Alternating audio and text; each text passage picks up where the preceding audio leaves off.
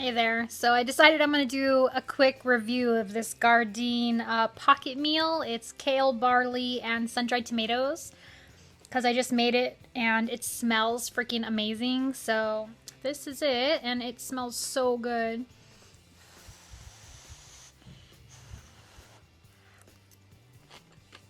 Oh my god.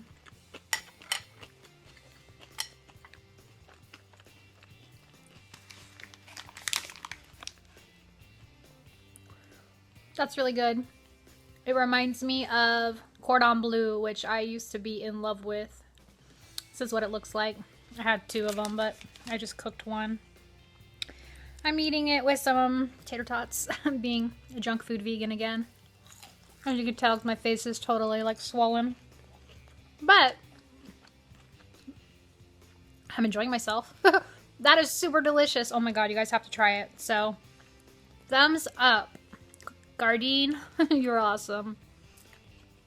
Check it out.